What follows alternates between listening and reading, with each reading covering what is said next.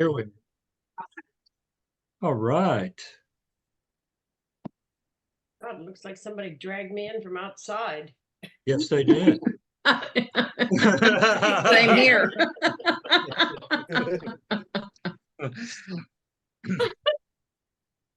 All right. Oh, Lord. And let me start with the chant, if I may, just to get things going. Okay. I've got about a minute after, and then we'll go from there. E kala makale kala e ka ala e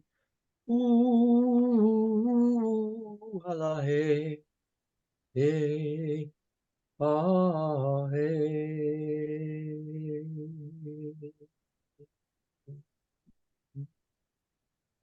Me kamahala nui nui. All right, and welcome.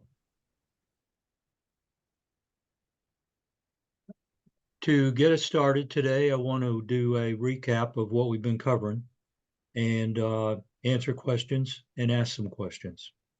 And that's going to be the format for today.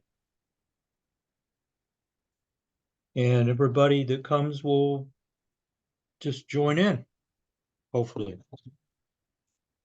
So I just wanted to say that this is what I intended on covering. Have y'all seen this before? All right, I'll read some of it. And I put together a list of what I'm going to, what I was going to cover. And this was in my notebook. I noticed that there's a shine on it. So I'll just read it. And the first thing is I wanted to cover what is the inner core. Number two, and they're actually bullets. And I want to make sure that you all got these things. And if you didn't, kind of just cut in and we'll talk about it. Or would it be better that I just opened up questions with whoever is here? Let's do a vote. Who wants to just ask questions? Okay, who wants to, that's only one hand. Who wants to have me go give an overview of the course to make sure that you got it? Yeah, that'd be good. Okay. So second line, connect and disconnect energetically via the inner core. Third, how to activate, build, and work with your inner core. And a fourth one, how to use crystalline energetics to enhance inner core work.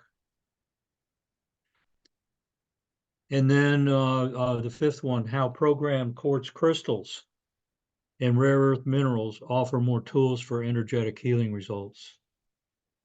Now with that, I want to point out a big difference between in energies, because it's a way that could be harmful for some people. And that is if you're working with the inner core for the wrong intention, it could get really crazy. Because a lot of times the energy with the inner core is related to the Kundalini. And the Kundalini is what a lot of the yoga, a lot of the Indian, the name of the country, gurus and that type of thing work with. And even though the energy is the same path, what I found is that by referring to the energy that we're working with from the tailbone to the pineal, tailbone to the pineal, that makes it safe working with.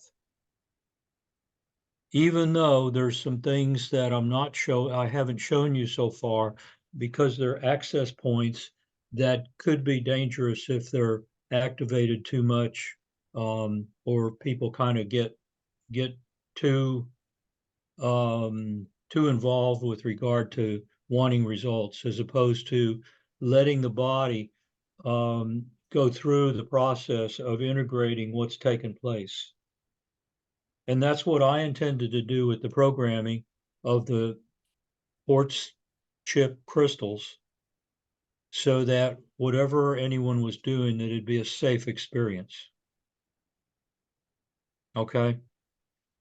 And because it goes back to the saying that I say quite a bit, and that is that less is more.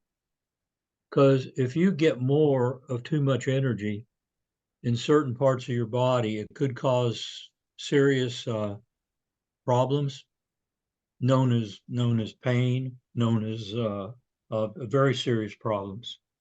So I've avoided saying talking about those type things, but in more advanced work, that will certainly be worked with because it makes it a little bit quicker.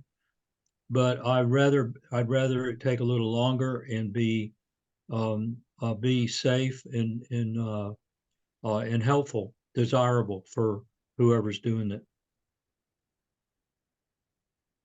Okay, any questions about that? All right. And so then I'll go on to my number 6, 7, and 8. And one was to have an experience overall of another dimensional energy. And the one that I chose to, and this goes choosing it a ways back, several years back, to experience the Lemurian energy or using the Lemurian starseed. And these are of what I call the rare earth mineral category. And the Lemurian starseed crystals, this is one of, it's just on a little piece of tape. And this is quite a large piece because if I got it too much larger, it could cause problems.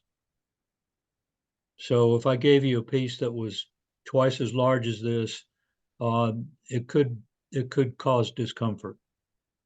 And that's a reason how come I sent the small pieces. And also I don't have very much of inventory with the Lemurian starseed because they're very rare. I knew only one place to get them, and that one place is now buried. It wasn't a lava tube, a cave on the Big Island of Hawaii, and with the recent, in the 80s, 90s, volcanic activity and earthquakes, the caves have been just covered up. And I had to crawl underground and go underground quite a bit in a vertical direction just to get to where they were. But fortunately, I had a guide and had a kahuna island presence, and they were there to make sure that that I didn't take too much or take anything, and just to oversee the gift that was left there by spirit. But in a couple hours, a few hours that I was down there, more than a couple hours, they got to know me better and what I did, and my energy was okay. So I got permission to take some of the white crystalline material that was on the floor. I got permission to take that, and so I put it in my backpack, and that's how I got the material. So I knew I was going to work with it, but I wasn't allowed to give it to anyone, or only a year ago I was allowed to sell it to people. And I got this back in 80, 88, and 89, a little bit of 87 also. I've had multiple trips to Hawaii, about 11 of them that were multi-week, multi-months each time. Because for me, that was my spiritual home, or at least the closest that I came to. And it still is, but I'm not to go back there anymore. I'm to take the energy of Hawaii, the aloha energy, and bring that to the outside as opposed to me living in it. And that was made to me real quick when I tried to open a crystal shop on a big island. That fell through. And then tried to do the same thing on Maui. That fell through. And so I just said, okay, I get the message. I get the message. Practice the Hawaiian techniques, be under that and be with that energy, and then everything's fine. So the next item was how to create a safe and deeper connection with your clients using the Heart Path method. And it increases rapport and results in your methodologies by being more impactful for your clients or with your clients. And so with that, I saw when I used personally the Lemurian starseed energies, and I just put them in myself, or I put that energy in other crystals, and I could use that, because I discovered I had this ability to be able to transfer thoughts, transfer energy into other stones, minerals, crystals. And one would think that with regard to working with crystals and stones and all, that one of the biggest things that you'd want to do would be find something that looks real pretty. Well, I was quite the opposite. I'd usually go to look for something that was a little bit broken or looked a little bit off or this type thing, because I developed the ability to change how it looked in its shape, whether you could see through it or whether do a little bit of healing, have healing marks on the crystals, the quartz crystals. And that was a gift that I don't know how to teach someone to have it, but it's one that I discovered I had. And it's over time that I discovered that I had these different abilities.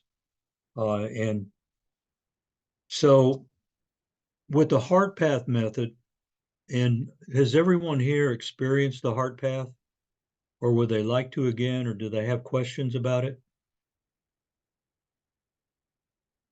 And if you do, just go ahead and type in the chat or go ahead and start talking.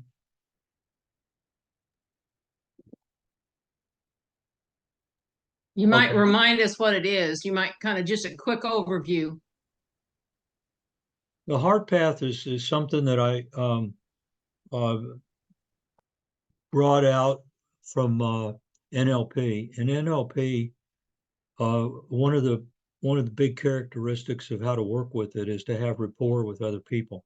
Rapport just means that you have a deep relationship with them. And so being an NLP practitioner and then a master practitioner and trainer, I said, hey, I want to be able to teach people this, especially doctors or health practitioners, because if you can develop a deeper rapport with the patient, you're going to have better results, and they're going to have better results. So how you work with it is that, and this is without using any extra stones, but you'll imagine that there's an inner core, and the inner core goes from the pineal down to the tailbone to the pineal. And you go into the inner core just with your mind and notice this light column. If not, kind of just make it there or pretend that it's there. And there are ways of enhancing this energy, and I'll go into some more ways of doing that. But by having this inner core, you think of a space in the inner core, and you want to connect with doctor number one, just as an example. I would put my thought behind my heart, and this is on the left side of my body, just right here, my heart area. Go through the inner core, come back out straight, go through space to doctor number one into his heart or her heart, and then let this cord project a little bit more. These are aqua cords into the inner core. So what you really have is a connection inner core to inner core. And as it turns out, in inner core, there's an infinite amount of power, of energy, of other dimensions, of whatever type, anything that anybody would want that's available there. And to have a deep connection with something is very desirable. So you're just connecting with someone on a deep level to their deep level. You're in the more highly defined heart space than all these type of connections and courses that people tell you will connect through their heart to connect with someone and get rapport with them. Well, I discovered it doesn't work. A real quick example of that is I had people that could see cords of light between people's, and so I did an experiment, and that was that I connected someone with my heart chakra or their heart chakra. And then I realized that for whatever reason, they needed to connect with another chakra. In other words, the way we connect is in groups of 2. And what it takes is 4 or more chakras connecting for there to be rapport.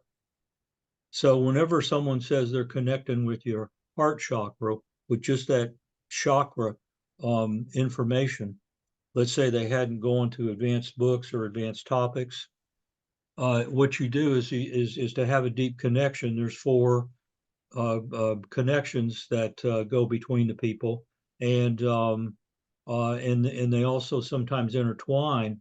But more so, if there's only 2 connections between the person, usually it's the heart path and then the 6th chakra, which is the belly button, okay, or the navel chakra. It's known as the 2nd chakra, and that's the chakra where there's sex, money, power, a code of conduct, and creativity. So a couple of those topics are pretty controversial, or there are a lot of difference regarding money and code of conduct and this type of thing. And what I found is that if I put a block between where the 2nd chakra is, that all of a sudden there'd be a cut with that. There'd be a cut with connection with a person, and there was just really jumpy, goofy energies trying to reset the connection. And and I did that experiment probably a dozen times with various audiences. And so it convinced me that no more just heart to heart, just really go from the what I call the heart path. And I usually didn't like to name things because I want to avoid becoming like a referred well, like being anything like a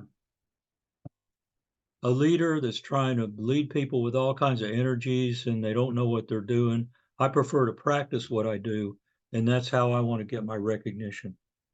Not that I know this and can influence you and make you do things this way or that way. For me, it's about teaching tools that offer a higher quality of life.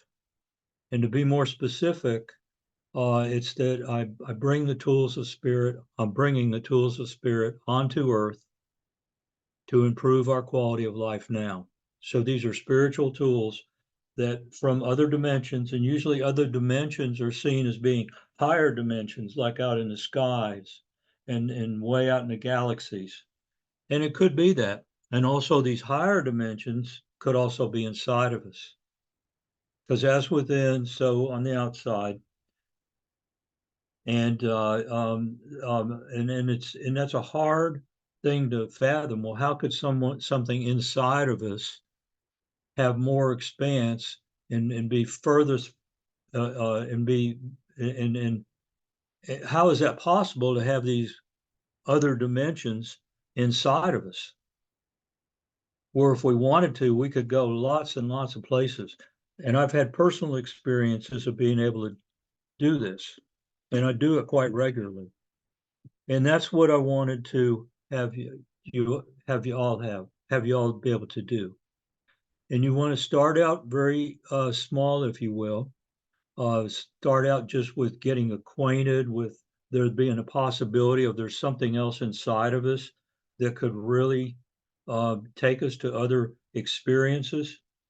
And by other experiences, I've had just you name them. I've had lots and lots and lots of them, and most of them have been very, very beautiful and a learning experience.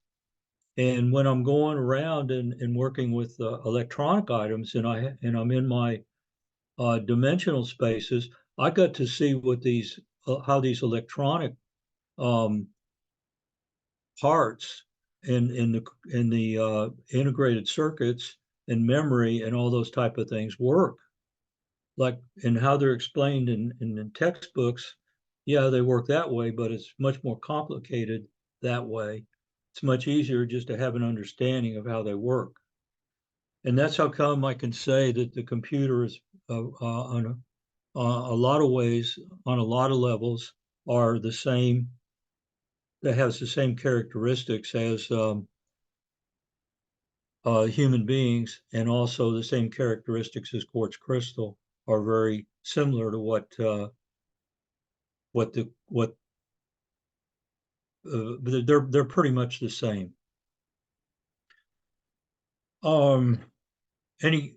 Any thoughts or questions on what I just said? Because that's pretty profound.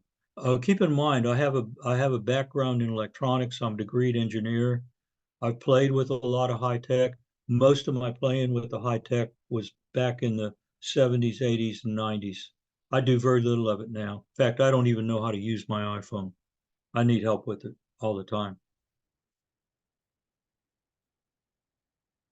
But what I do equate the rare earth minerals to is what would be called the doping elements, and that is when chips are made for semiconductors.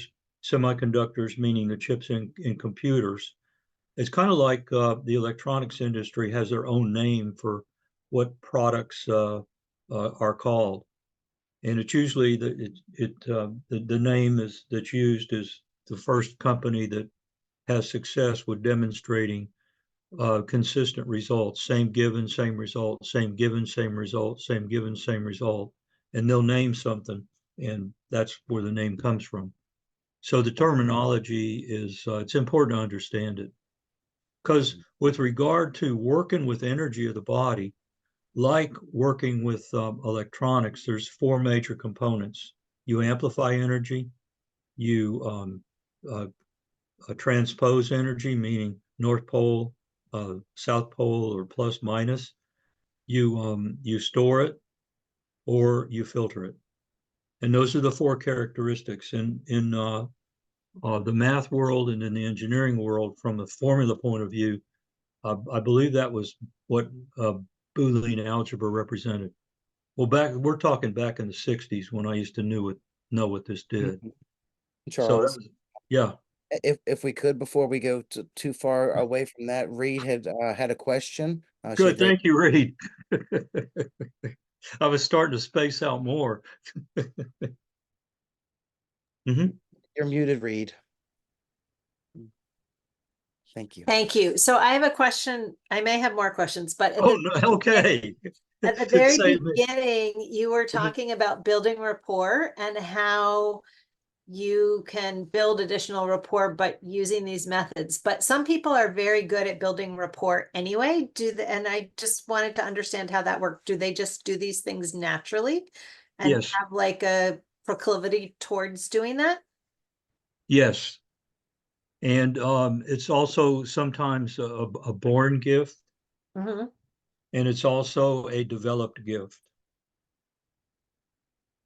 And by developed, it was real common that I went to several courses, probably a few dozen of them, that when they mention rapport, what they do is you first get into the movement of some kind with the person, or maybe they're holding their hands like this, and then you start. They move a little bit, and they like put one hand down. Well, you put the hand down, the mirror image of it, and that's one way to develop rapport is to go with their posture.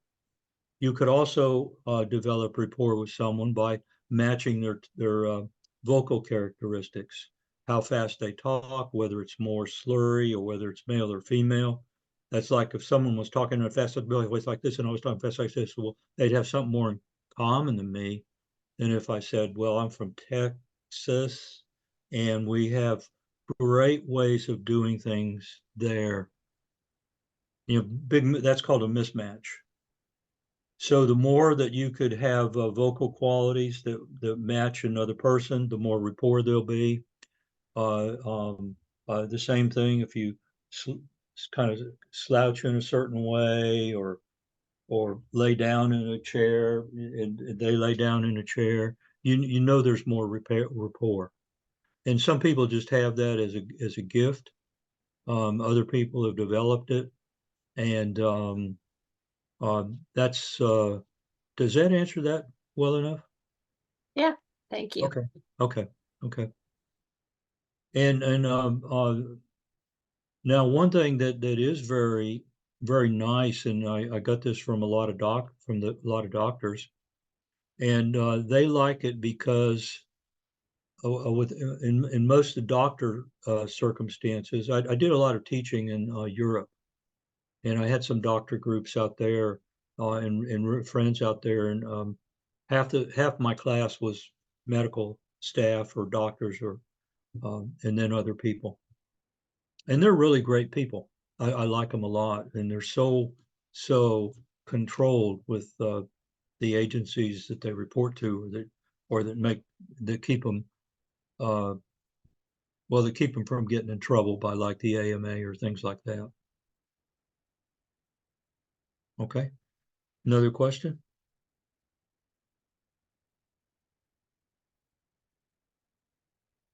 Okay, so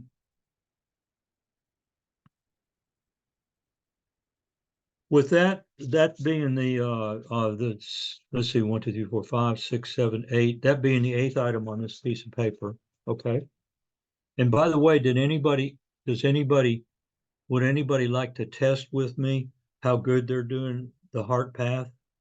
Would they like to feel me connecting with them, or would they like to connect with me at a deep level? I'll take that as a no answer, and that's okay. Mary's nodding her head and raised her hand. Oh, Mary, please. Please, let's play. How in the world could I turn that down? Where we'll go, nobody knows, but Right on, right on. And you see how we're matching already? She's moving forward, I'm moving forward. Okay. See, we're doing this like this, and that's the way that doing rapport is typically done. It's also manipulative in a big way, but not as much as language is. But go ahead, please. The question, or would you like to just I'm connect? just gonna follow and connect with you. If that's okay. Okay, sure. And would you like me to just do it and you talk my way through it? Yes, Okay. please. So I'm behind my heart, my inner core. I'm going out through my heart. I'm going in space, going into your heart, into your inner core. There we are. You notice any difference? Mhm. It's that simple. It's very subtle to me, just It's- very, very subtle. It's very, very subtle, and it's meant to be that way. And something quite amazing that I didn't even think about, but with regard to families, there'll be teenagers that are watching TV and they say, "Mom, don't tell me what to do," and this and that. Well, what mom does is just holds the heart path with them, and there's good energy going back and forth. So both have a great experience, and the mother doesn't have to say anything. It's sort of a clandestine in a beautiful way of how to have rapport with people that you're choosing to have rapport with. And a lot of times the most difficult are family members.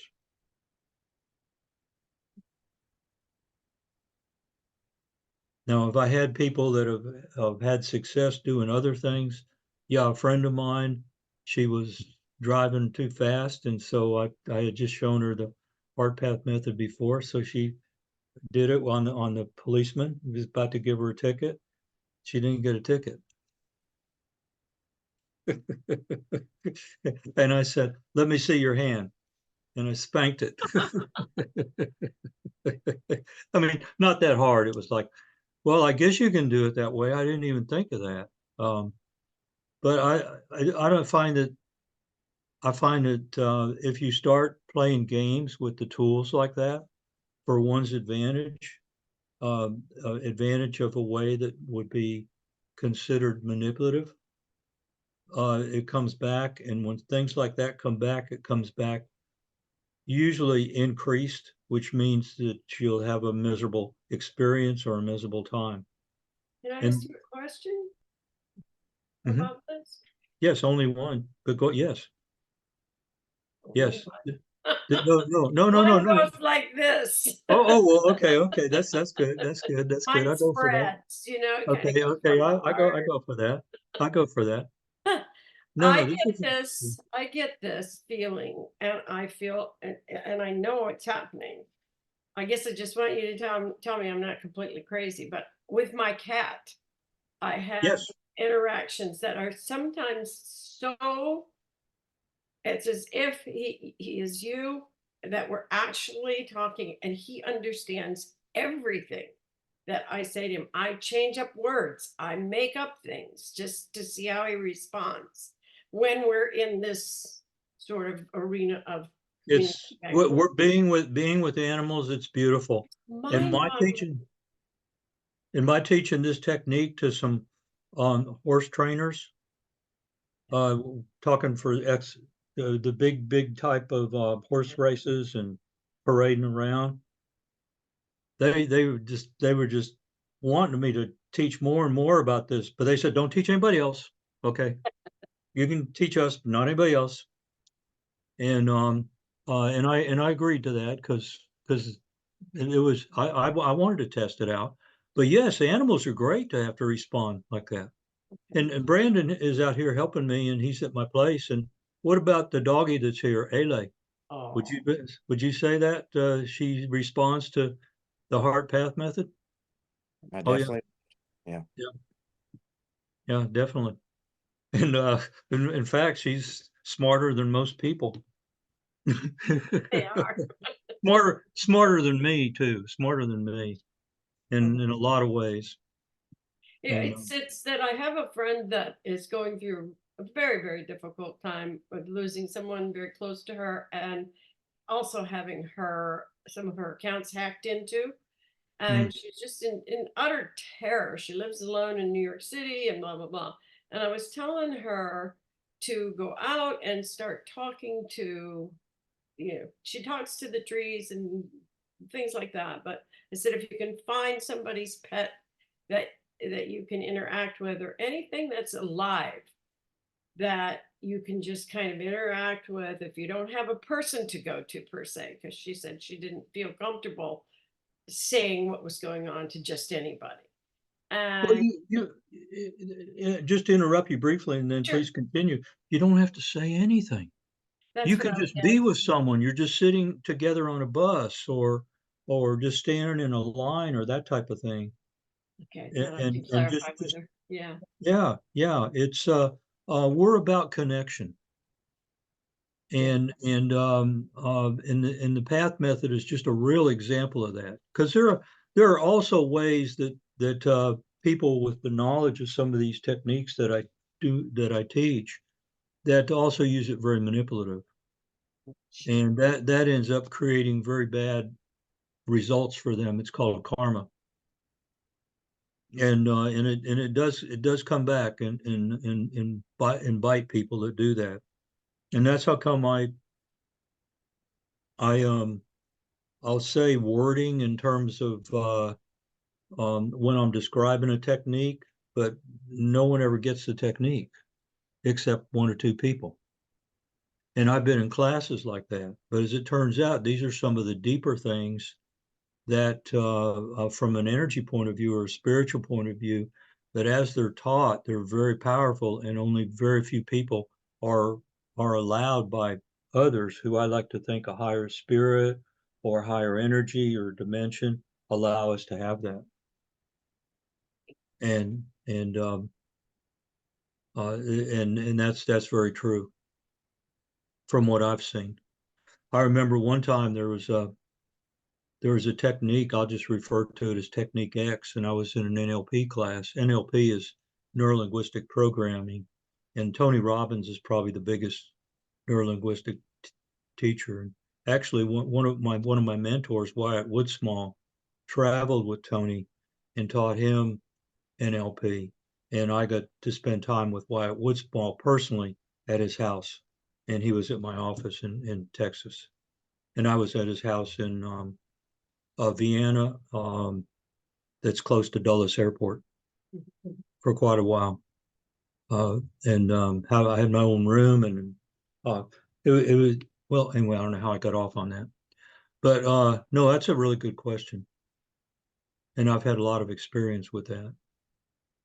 And it's real interesting with the doctors, most of them seem to catch on to it pretty easy. Because one thing that it does is they have a better, not only are they have happier patients, but they have a better quality of life. All right. There is one lady doctor in Vienna. I got to know her fairly well. She's part of a core group, and she was she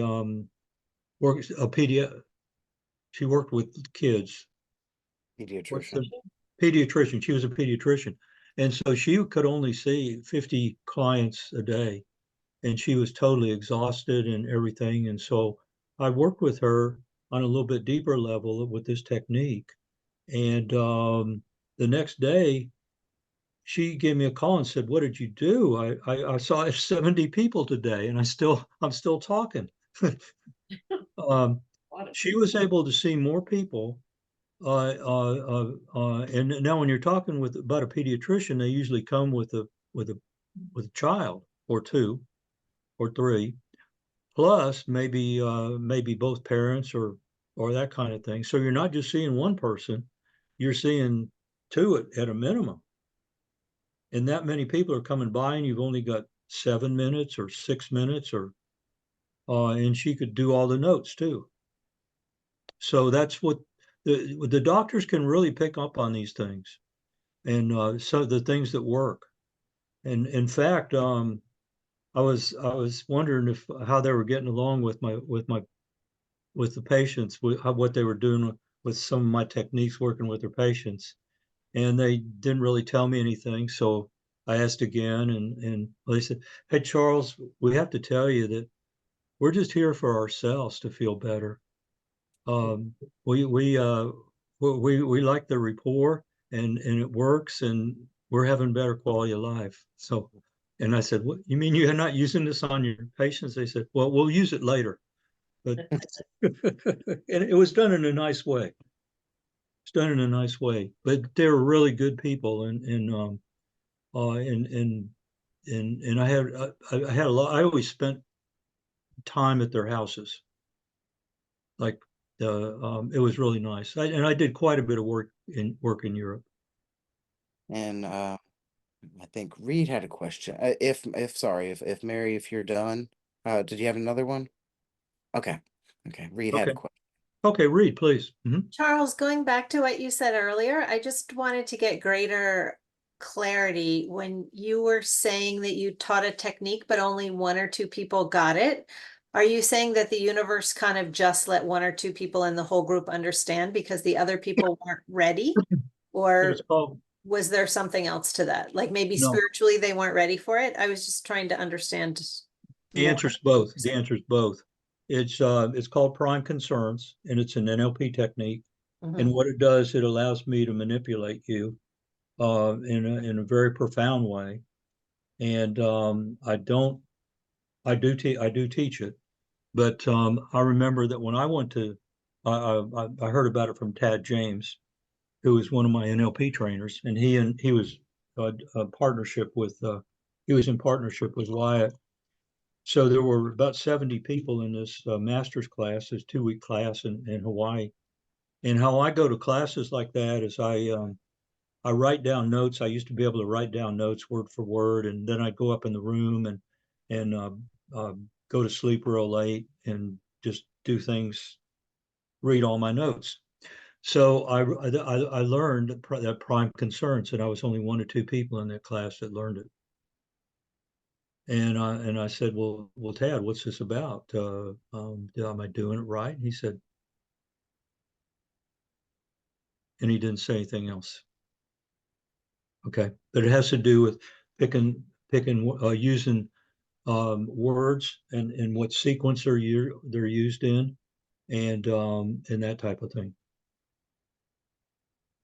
And it's and when if I ever teach that, I use it. If I ever use it for manipulation of someone, I know that something's going to bother me or come back to me.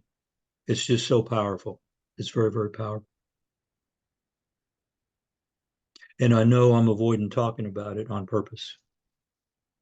Okay, does that But- answer your question? Go But ahead. Charles, is that a general thing or was it just in this particular instance? General meaning what? In general, if you're teaching a more advanced technique that has the ability to cause harm, is that why people don't get it?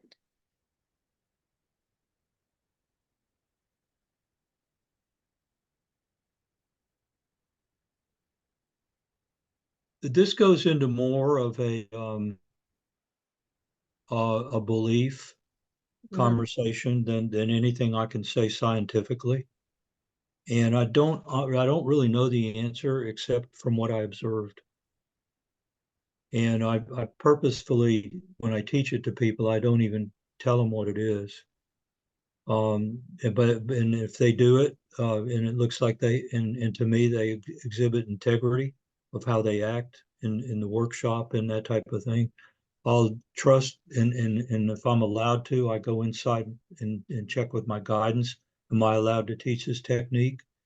And the answer will either be yes or no, and that's what really dominates if I teach it or not. Okay, just Okay. trying to understand. Thank you.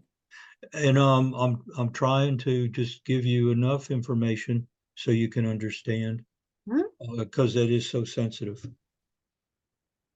And that's like if you haven't figured it out, the advertising world just uses this manipulation just to virtually what I consider unlawful good degrees. Like, have you ever been watching TV late at night, early in the morning, or anything like that, and say, well, now we wouldn't want to suggest that you could buy this for your TV now, and wouldn't it look great? Those kind of things. And people really get caught in the trance because, as I remember being taught back in the 60s, I said, well, do you do any mind control around you? They said, oh, no, we don't need mind control. We have television. There's a lot of mind control on television. And that goes into the last item here, and it's about words. And with words, how you do things and how you say things can make quite a big difference. And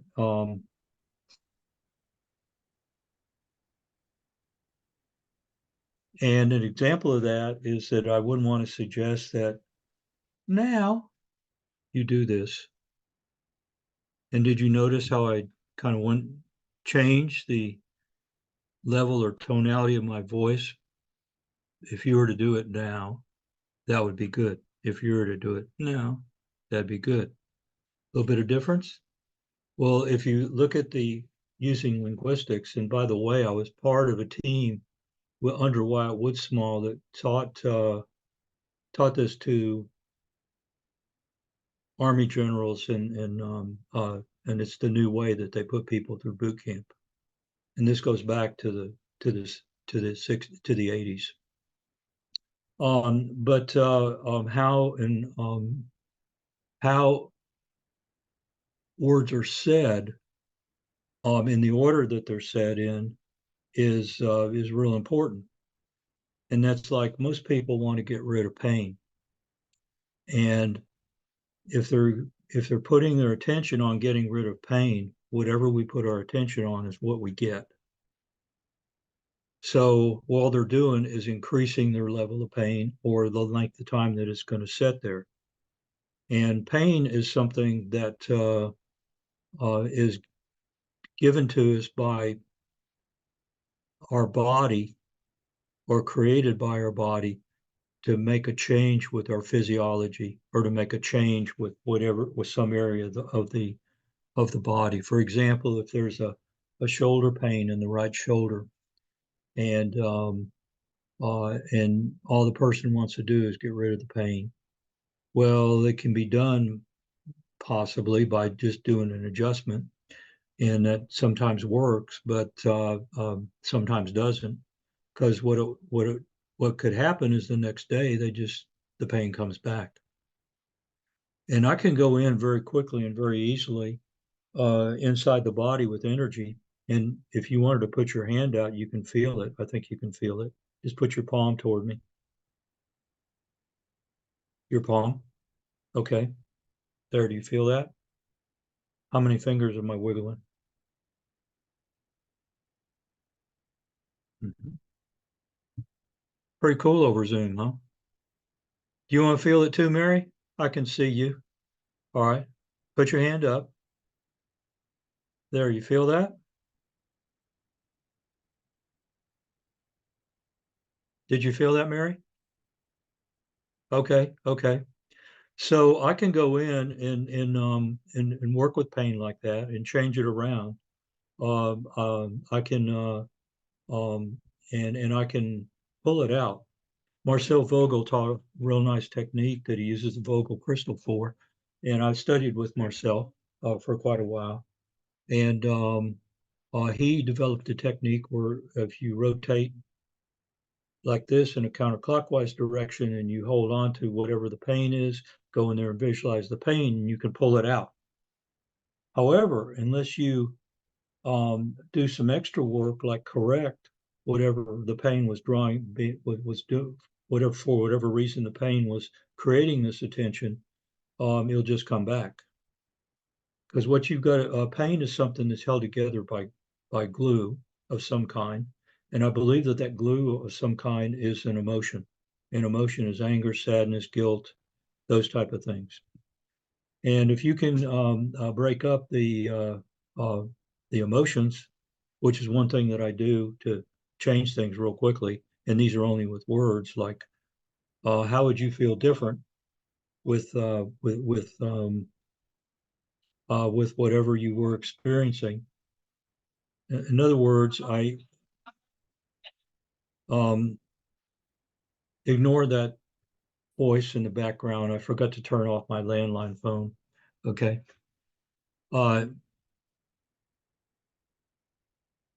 So the pain is there for a reason.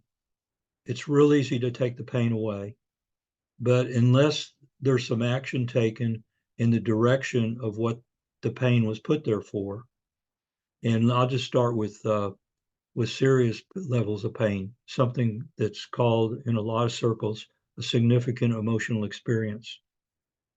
SEE, S period, E period, E period. And that's from Gerd Hammer, Hamer, with Germanic New Medicine in Germany. And I studied his well, there's another group that went in conflict with Gerd, and they were called metamedicine. And with a friend of mine, and another NLP trainer,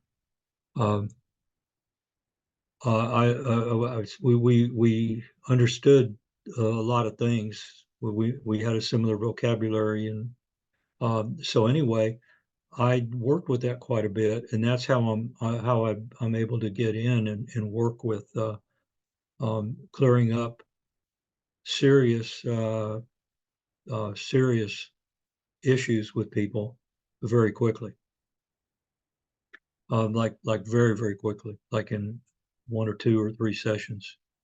And I'm talking some of the craziest things that doctors have to face. And that's something and all I do for that, there's 5 things that can be that are out of sequence, or that can be changed. And going back and doing that and using what I call timeline therapy and wrapping it all together, I can go in and use a code word for the issue, rather than what kind of pain is there, what emotion is associated with that pain. And I can pretty much clear things out within what would be considered minutes, as opposed to what normally takes years to get out. I know I'm kind of being vague of this, and I could give an in-depth explanation. Probably be easier for me just to do a session on someone so you could get an idea of it. But it's quite powerful, but it incorporates other techniques. What I wanted to do is with this series of classes. In fact, what I want to do now is I'm told by my counsel that I'm to get my teachings out there. All these things that I've learned over the years, the different modalities, the different secrets, working what crystals work in what way, what combinations of stones are more powerful together. I've done that many times, and I want to get that information out. So And if I may, Charles, I would just Yeah. like point out to everybody that I know firsthand that the techniques that Charles was talking about that includes timeline therapy and that type of thing. He's done it numerous times with me, but he does it on himself numerous times a week, if not daily. And so I want to point that out, that that's something that you do for yourself, even because it is so beneficial for you. yeah, and it involves words and I get spacey when I do that for people. So I can't write down what I'm doing if I'm working on me. But what I have is I've got this word recognition program, Dragon Naturally Speaking, the version 15, and it can recognize my voice.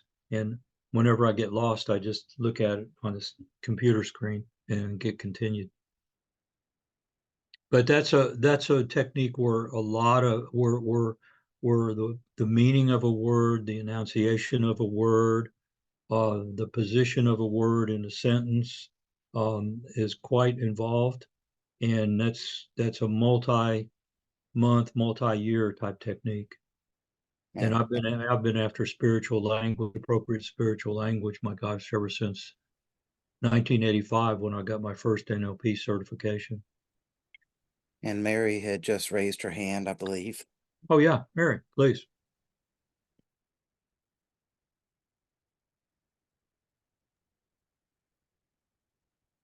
Okay. Reed, She's did you have, or is she's, Okay, what I was asking in connection with that is, I've worked with numerous people along this line of where, my question is, can by directing verbally to ourselves, direct our energy.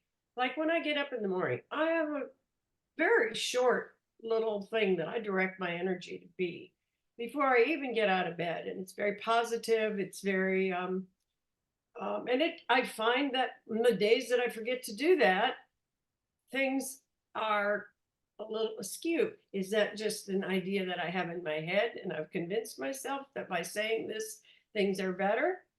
Or does it really make a difference? Because for me, it's made a difference. I think we can really direct our energy to be more positive, more in line. I can direct myself in terms of how I'm going to feel in my body when I wake up. And it can be different if I tell myself I'm feeling this way, instead of saying, oh, I don't want to get up, I don't feel good. And instead approaching it today, I am, ready, whatever I say. I just wondered if there was some real merit to that, or if I'm just making it up and it just happens to work sometimes. just by your results, I can feel there's merit to it for you're doing it and the way you're doing it. And it could be just a set of instructions that you've worked out with your guides or your angels that are with you. Okay. Got it. Yeah. And there's also some powerful ways that are taught. And one real powerful way that's taught to really have a better sleep and wake up better in the morning. And I bet if I were to do it, you'd know it. And it's the 6 points on the inner core. Because by activating and by energizing the inner core more, you're able to have more results from it. You'll have better health. But one thing that it'll do for sure is you'll have better sleep. And with the better sleep, that combines with perhaps a group of your own techniques to work with your body or your inner core, either one, and to spend just a few minutes before sleeping or a few minutes before awakening, uh, you're right on track. I find that I can do that at night. If I can't sleep or something, I do tapping. I go right down in through the stuff that, I've learned from you before. I'm not doing it according to everything that you say, but taking parts of it and using it and tapping in these places that just, and same thing in the morning. If I'm really out of whack and just can't get it to, just sit back, relax, and tap for a little bit and go through the Yeah, end core. yeah. And so, Are you familiar with EFT? yes. Gary Craig's? Okay. Well, Gary, I talked with him back when he came out with the with those ideas. I was given a task by my counsel, and that was to go out at that time. This would have been like 2000, the early part of 2001, and someone told me about. Well, anyway, I forget the gentleman that was in San Francisco, but Gary was uh, in the LA area. And so anyway, I called him. I was referred to Gary to talk, and so we talked. And it turns out that these points are acupuncture points, and basically we're either the beginning or the ending of it. And so yes, they're real valid and they work, and they're beautiful, and they work very well. And Gary gave me permission to use back when he was alive. He gave me permission. Well, back at back in 2001. He said, yes, you have my permission to use his names, because I came up with different names. What I did is I had some people that could see energies and had them come over to my house, and I was working on someone, and they noticed with real regular accuracy where parts were coming from my body that went over to the client. And because I'm a real strong presence healer. Just in my presence, I can send out energy. And whenever I'm in a restful state, a calm state, and I just have that gift. I don't know how to quite teach that yet. It was a gift. I didn't know that I had any kind of gift of healing at all until 1979. And then I found that I had a little. Before that, I was a geek and that kind of thing. I had a different life, and my life changed, and I discovered this whole area of energy. What is this? It doesn't. Well, so yes, it's very very very powerful, and in fact, I've got it down to I clear issues with 80% of the time. If all I do is go here, okay, the heel of the hand, even though I'm a bad person for having this thought, I totally and completely accept myself now. Okay, see, I threw that word in there. That's part of the spiritual linguistics, because that commands me to do it now. Okay, and what I did is I lowered my voice on the now. And up here, the collarbone points, if I use the thumb and finger to do there, and just tap right in there on these two sets of two motions, that takes care of around 80% of the issues. Great. Thank you. That's one of my favorite things. You're right on track. Yeah. You're right on track. Now Reed has her hand up. Super. Read, please. Charles, I have a question which may relate to presence healing or not, but I noticed when the call started and you joined, I started to feel this different energy. And I don't know if that's coming from you or your crystals or something else, or if you even know, but I was just curious. The answer is yes. Is it all of the above? All of the above. Exactly. Exactly. What I did with the chant, I called in the energies, and the energies came in there. And then this is a hallucination that I have, is that because in a way your body sensed what was happening, as did your guides or guardian angels, also sensed that, And what they did is they went into an energy that was a little different. And it could be it could be characterized as more beneficial or higher. Higher meaning is more beneficial for people. Mhm.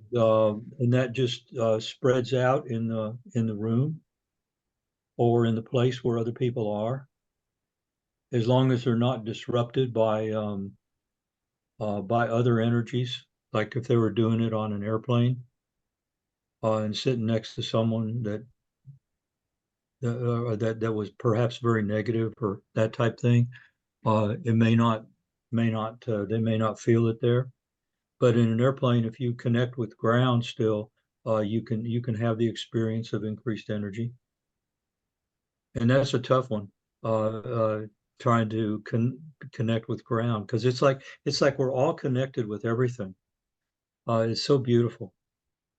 And I know this is kind of like woo-woo talk, and how can that be? How can energy just be there? Uh, um, it was something that was desirable for me to explore, and so I did, and I've experienced it many times. And then over the years and working with many different people, they experience it also.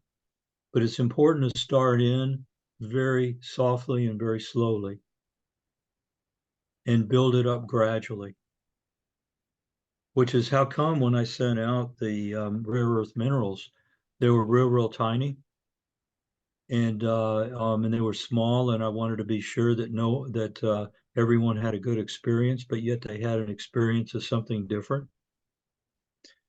But it turned out that people were more sensitive than I thought, and there was one lady that even though she held the bag that had the outside of the bag, the outside of the plastic bag that had the small chips in there, crystal chips, she was still totally affected. And what it did is it opened up all of her senses. And she was just, she could feel people all around, many, many feet away, walls in between them. And she was having a real bad experience. And so uh, she called me, and I cleared it up real quick. And I cleared it up by doing a chant, because that's what I usually do whenever people had a session with me or a class, and they were feeling bad, irregularly bad, like they all of a sudden this pain came up. Well, what I found that is just uh, harmful energy that can't get out of the body. They're just detoxing too fast. It's the Herkheimer effect, and it just was too much. So all I did is a short chant, and everything was fine.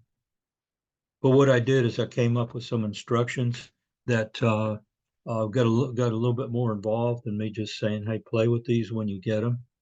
And I sort of went through, by play with them, I mean touch them, put them on your body this way, that way.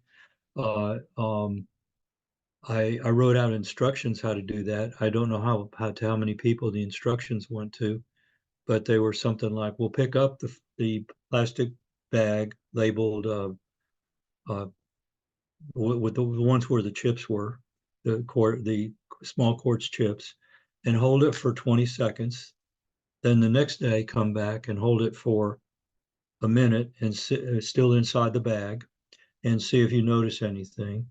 And if you do, okay, as long as it's just something you notice, it doesn't overpower you. In other words, I had to do some specific instructions because we have different levels of sensitivity. And it ended up that everything was okay, but it was sort of like I really would prefer everyone have a positive experience with working with these other dimensions. But as it turns out, less is more. And with building up the levels of whatever energies that are out there in other dimensions. And by the way, uh, what is around the exterior and interior of a another dimension? I mean, do these dimensions look like the sun, or do they look like a moon? Do they look like tetrahedrons, or what is this other dimension? Is it metal? Is it air? Is it electrons that are spinning counterclockwise? And to those questions, I don't have real good answers, except I do have experiences of a lot of that.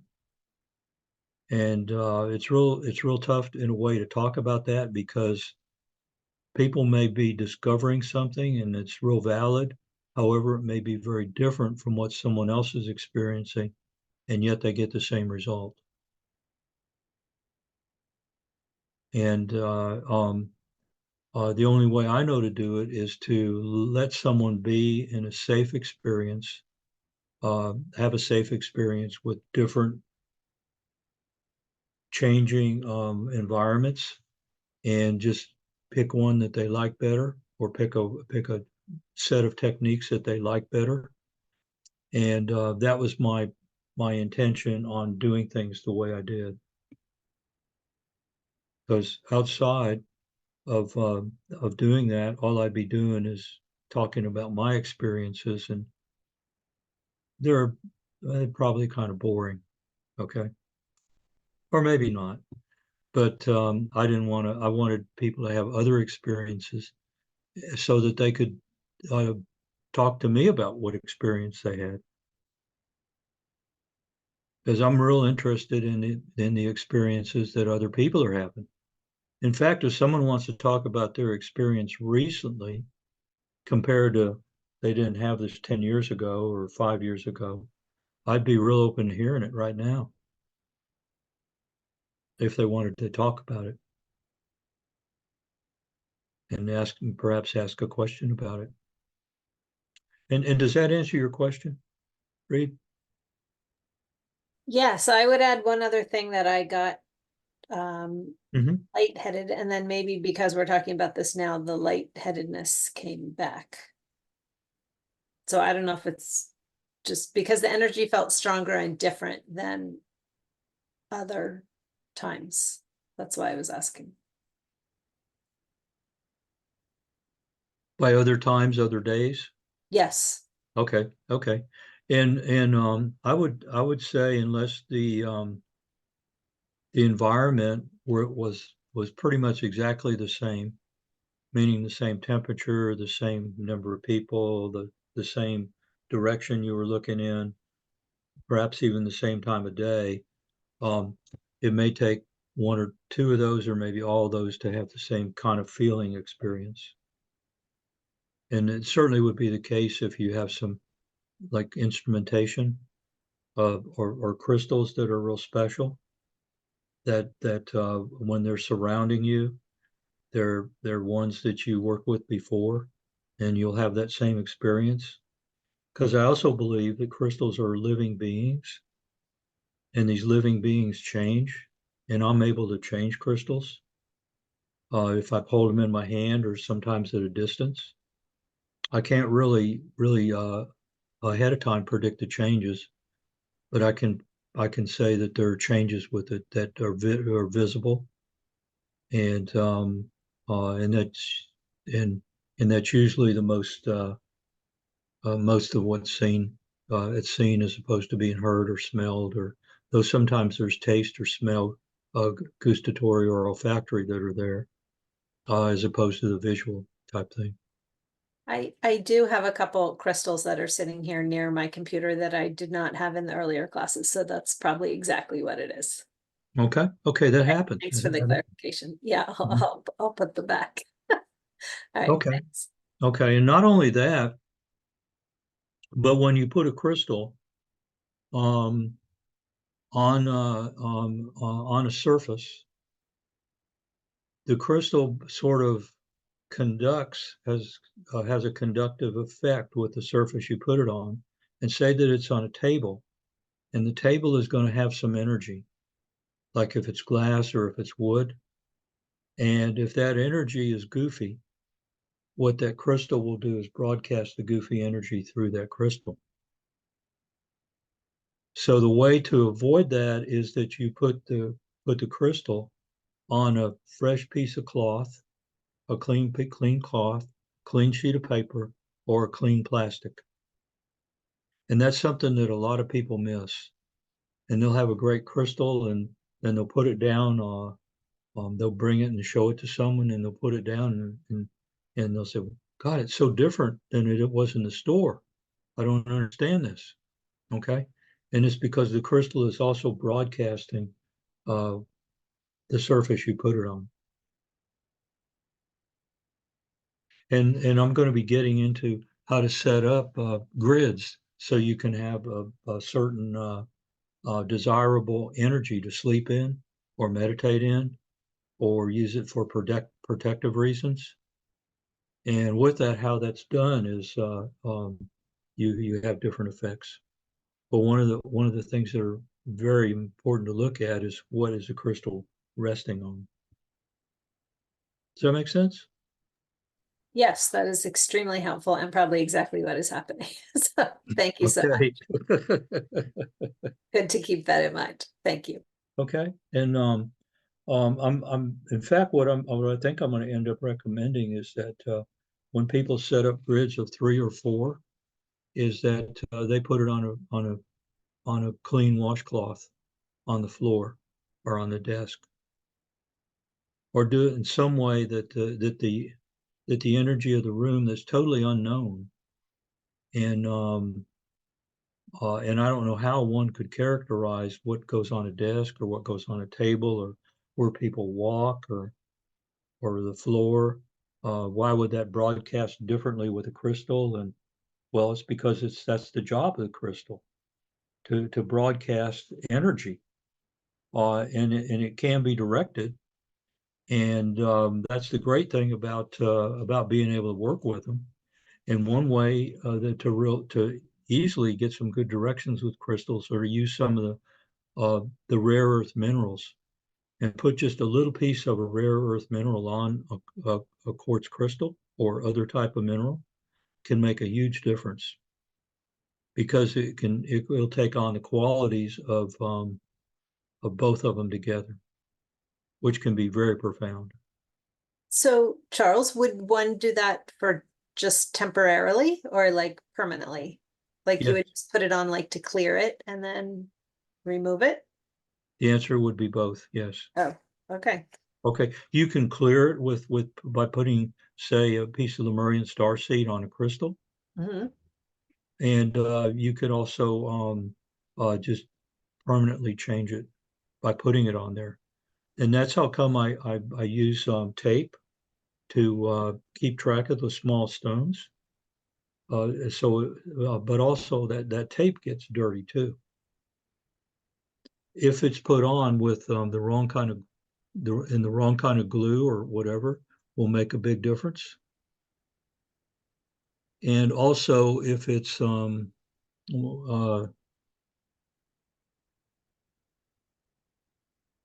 me the thought you're thinking, or ask your question again. I got lost. I'm starting to get a little spacey. Oh, I was just wondering if I took the Lemurian starseed crystal, for example, with the tape and I put it on the crystal, I had asked if I should leave it there shortly or permanently, and you said both. Yeah, either choice, either choice. And that's why I use the tape. And what I do with the tape is it's a medical tape. It's called small spore.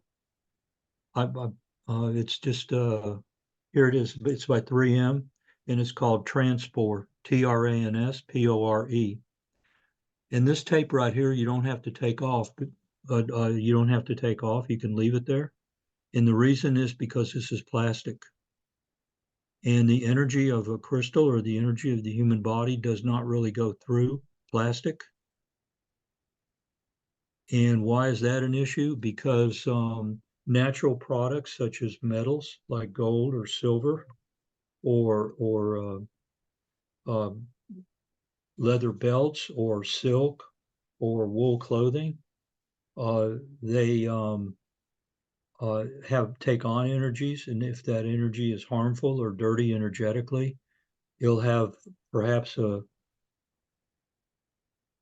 inconvenient or harmful uh, uh, uh, effect with the person. And that's how come with that, with tape, with medical tape that's paper, or some other type of thing that can hold on to energy. I say use that for a short amount of time, like daily, change it every day. But whereas plastic tape, it can stay on there for quite a while, like a year or two. Hmm.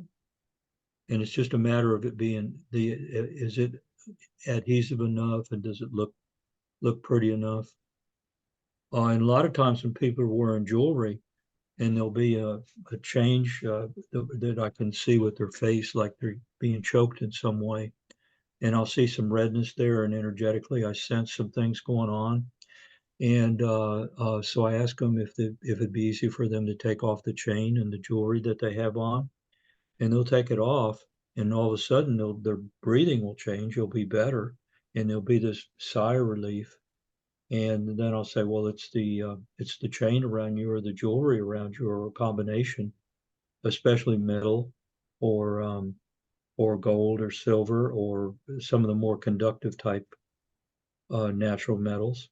And it holds on to the energy. Even a crystal holds on to energy, and unless you clear it, it's gonna perhaps cause discomfort.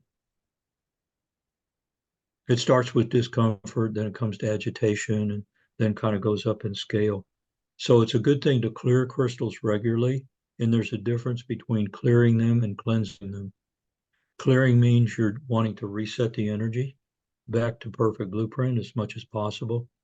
Perfect blueprint of the person, and perfect blueprint of the stone, of the crystal, or the natural material. And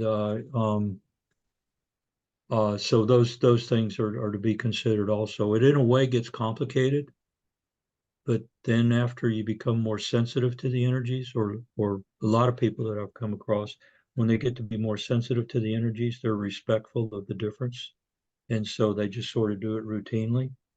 But a lot of times people can be very, very shocked by, especially the men. Usually they have two belts. They have a brown one and a black one.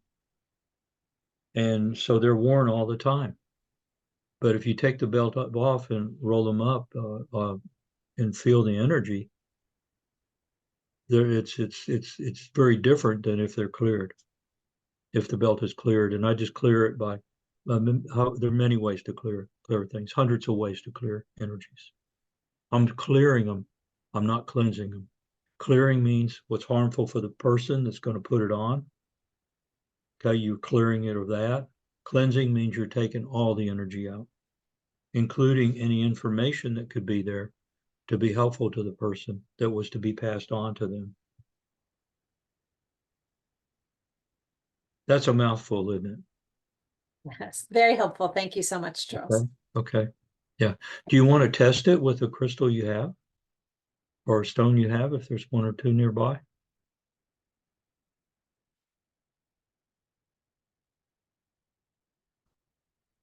Okay. Okay. Very nice. Very nice. You know what? I should use the one that's closest, because maybe that's the one causing trouble. Okay. Well, how about just doing this? How about just putting it in your, how about me just clearing it right now? Okay. All right. I invoke my life, my cross within him, corporation, clear life, my woman.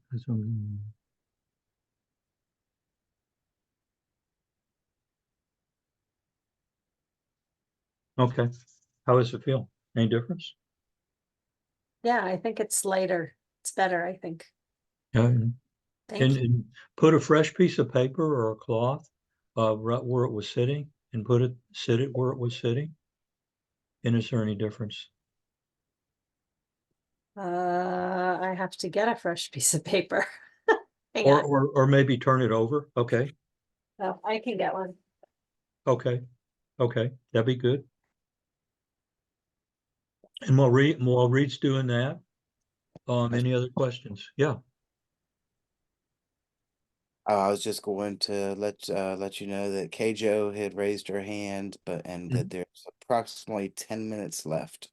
Okay. Oh, yeah. Okay. Okay. Super. Okay. Full of time. Okay. And now back with you, Reed.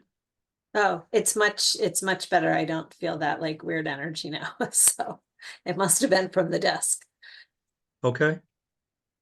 Isn't that interesting?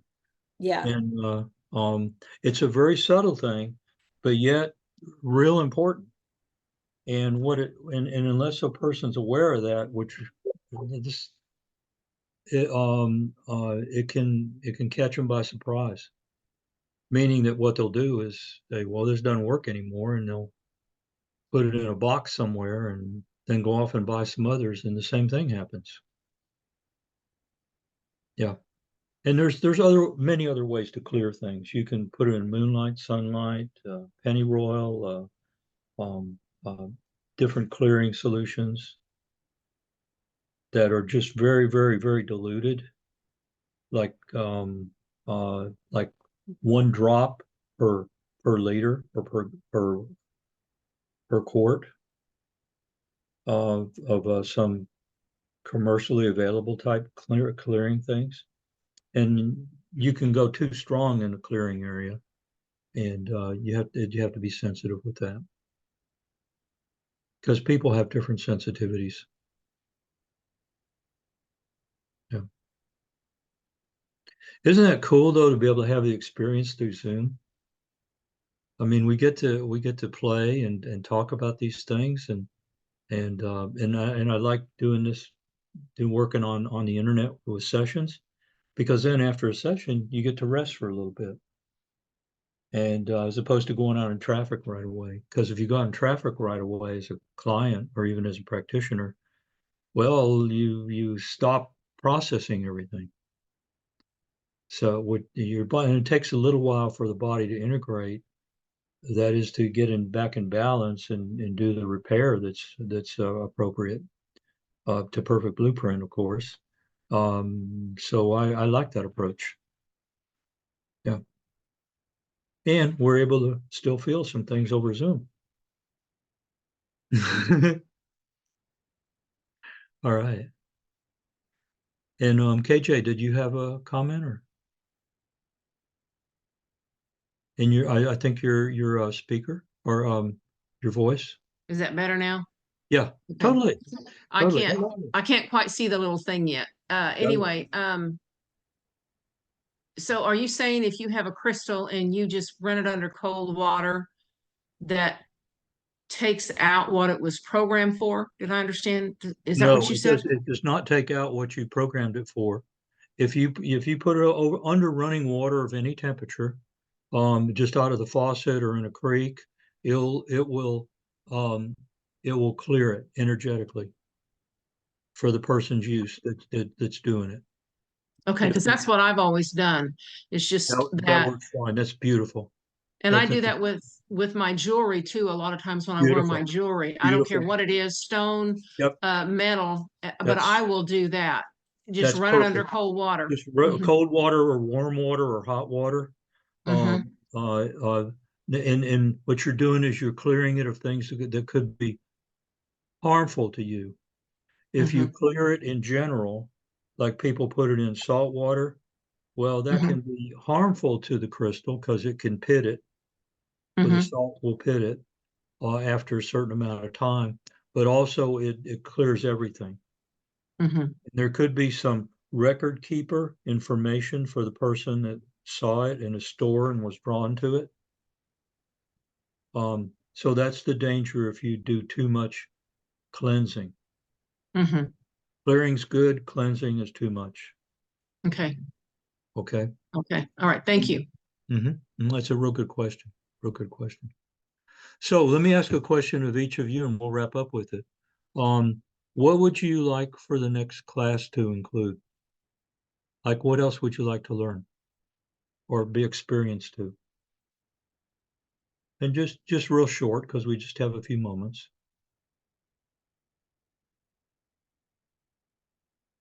Anybody want to be first? I'm I'll gonna be close. first. Okay, be first. Okay, okay. I Thank you. Thank you. I think maybe the choice of words might be helpful. very helpful. And I could sure talk on that, and very helpful Yeah. there's a big difference with that. And Mhm. in fact, I could talk about that for a year. Mhm. It's that important. Mhm. I agree. And, Charles, okay, I'd like to talk a Thank you. little bit more about clearing versus cleaning. Cleansing, I mean, of a couple of things, different things that I think I may have just done some damage to my wedding ring and my engagement ring by letting it sit in something too long. So at some point, not now, would you have them around I real don't close? have them nearby. Okay, okay. It would take too long. I'd have to go in the other room and we're running out of Oh, time. okay, I okay. just thought it would be, and I would do a session with you if you wanted to at some point Yeah. too, as well. Yeah, we could sure do that. And also, the, the minerals, the are real, um, are real easy to work with as long as you're working with them with respect. So just go, even though they may have been cleaned a little bit more harshly than they'd really like to. If you sort of rub them and send energy with them and do that for a while, the energy will come back. There doesn't seem to be any damage to the diamonds themselves, but the setting that they were in was completely not good. But it's The- okay. I don't need the setting of it, the actual ring itself, rings. But Yeah. mostly the diamonds themselves came through without too much damage. And I That- did do what you said. Once I discovered they had been left in this cleaning solution, I took them out and held them and washed them and rinsed them and stuff. But Yeah, the cleaning solution for diamonds and the type of precious stones, even semi-precious stones, if it's just a dip type thing and a little bit of polish, that's usually okay. If you do it 10 seconds or less, that's a good thing. But if you do it 10 minutes or 10 days, 24 hours. yeah, 24 hours. Well, you don't know that because you're told from the jewelry store, put it in the solution for 24 hours or whatever. Yeah. I don't know if that's a regular instruction, but it wouldn't surprise me if it is. Yeah. Yeah. Thank you. Thank you. Okay. And Gerald, how are you? I just Hi. saw you pop on. We're about to close down. Where have you been? Brighton? I've been here. Oh, Yeah. you have? Okay, cool. Any questions of you? Thank goodness. That was last week I wasn't here. Yeah, How are you? happily I've been here, and I think more healing techniques. I'm really interested in the grid that you were just talking about earlier, setting up the grid to cleanse an area for meditation, to clear the thoughts and energies. However, and whatever you have to share in that area would be great. Super, super. I'd love to do that. I appreciate that. Appreciate that. Anybody else with an answer? Because I got about a minute. Yeah, crystals and healing techniques. Really, anything you want to share, I'm interested in learning. Thank you. All right, thank you, Reed. Thank you. All right, I've got that down too. All right. And what I'll do is I'll get some information out. If it's okay, I may give a few of you a call and ask you a little bit more what you'd like to see, because I really want to get the information out. I think it's pretty useful. It's pretty it works. It works. And so that's my mission now. And we'll get back and that's all I have. Okay. I thank you. Thank you all very much. All right. So let me do a chant, please, on the way out. Let me do the Dreamtime chant. It's about a minute and 18 seconds, give or take.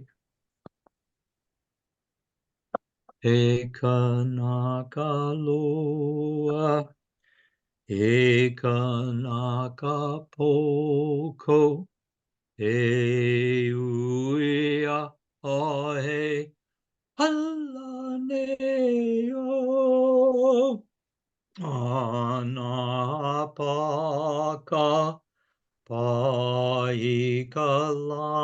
Ani Malukahonua Ia Kamau Elie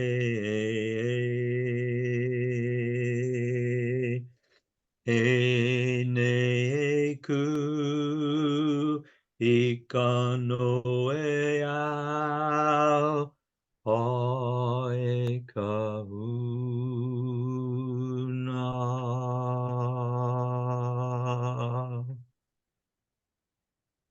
May kamahalo. Nui nui.